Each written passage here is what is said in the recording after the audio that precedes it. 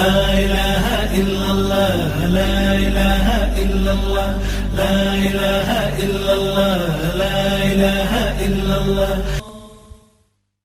السلام علیکم ورحمۃ اللہ وبرکاتہ. درود شریف کے ضمن میں آج جو روایت آپ کے ساتھ شیئر کروں گا وہ جامع ترمذی کی روایت ہے. حضرت ابو ہریرہ رضی اللہ تعالی عنہ سے روایت ہے کہ حضور اکرم صلی اللہ علیہ وآلہ وسلم نے ارشاد فرمایا، ہر اس آدمی کی ناک خاک آلودہ ہو جس کے سامنے میرا نام لیا جائے اور وہ مجھ پر درود نہ بھیجے.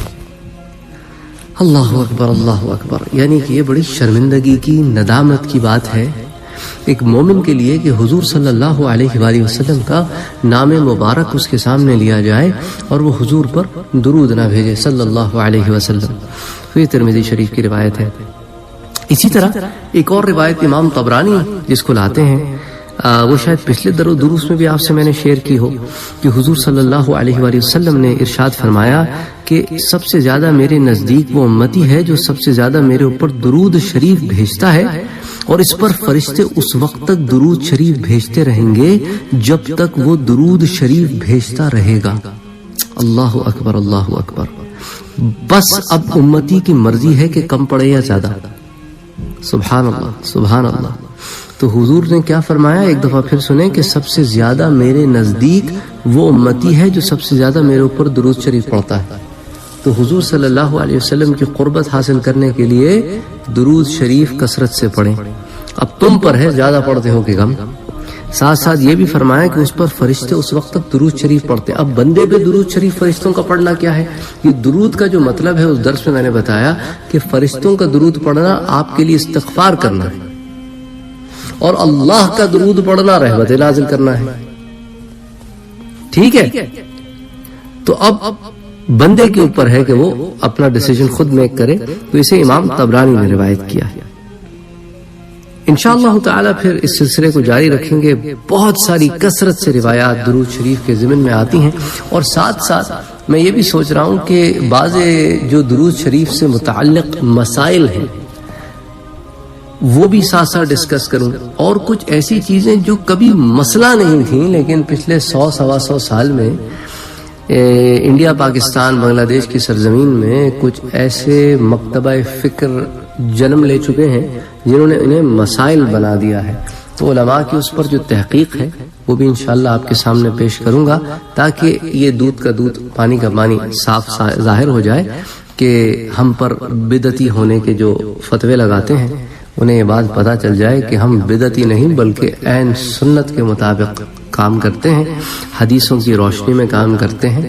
تو ان احادیث شریفہ کی روشنی میں انشاءاللہ تعالی پھر ان عقدوں کو بھی حل کرنے کی کوشش کریں گے، ان چیزوں پہ بھی پردہ اٹھانے کی کوشش کریں گے.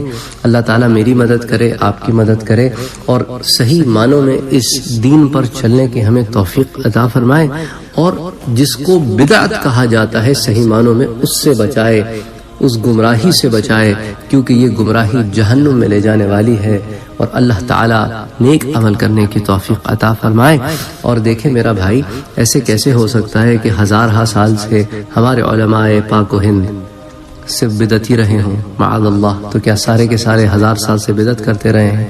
کچھ عقل کرو، کچھ ہوش کرو. جو اہل سنت والجماعت کا صحیح مسلک ہے اس کو بدعت کہہ دیتے ہو، اور جو آدھا آدھا دین تم پڑھاتے ہو اس کو تم دین کہتے ہو. کچھ تو خدا کا خوف کرو.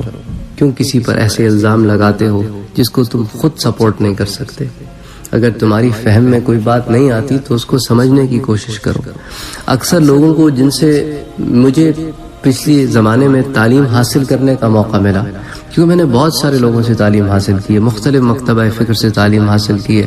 ان میں سے بعض لوگوں کو میں نے دیکھا ہے کہ وہ اپنے سارے کے سارا زور آبزرویشن پہ لگا دیتے ہیں کہ بھئی کسی مسلک کے ماننے والوں کو اگر کوئی غلط عمل کرتے ہوئے دیکھیں تو وہ اپنی تقریروں میں اس پورے مسلک کو غلط قرار دے دیتے ہیں، جو کہ ایک سخت ناانصافی کی بات ہے. کسی بھی مسلک کو چند لوگوں کی وجہ سے ہم لوگ اس طرح نہیں کہہ سکتے. اب مثال کے طور پر لوگوں کے آبزرویشن میں شیعہ حضرات کے کچھ عمل ہیں، وہ کچھ شیعہ حضرات کے کچھ عمل ہیں، اور باقی شیعہ حضرات بھی ان عمل سے منع کرتے ہیں، شیعہ حضرات کی جو فقہ جعفریہ ہے اس کی رو سے بھی وہ عمل منع ہے، لیکن کیونکہ وہ لوگ کرتے ہیں اس لیے لوگ ان کو اتنا مائکروسکوپکلی لے کے انلارج کر کے بتاتے ہیں کہ سارے شیعہ ایسے ہیں. اور جب ہم شیعہ علماء کے ساتھ بیٹھتے ہیں، ان سے بات کرتے ہیں، وہ کہتے ہیں نہیں یہ تو شیعت میں بھی منع ہے، شیعت میں بھی ان کی ممانعت آئی ہے، یہ غلط کام کرتے ہیں، ہم بھی انہیں منع کرتے ہیں. جیسے سنیوں میں گمراہ لوگ ہیں، بگڑے ہوئے لوگ ہیں، دین سے ہٹے ہوئے لوگ ہیں، ویسے ان کے پاس بھی ہیں. جیسے ہمارے پاس بھی الٹے سیدھے واعظین ہیں، ان کے پاس بھی الٹے سیدھے ذاکرین ہیں.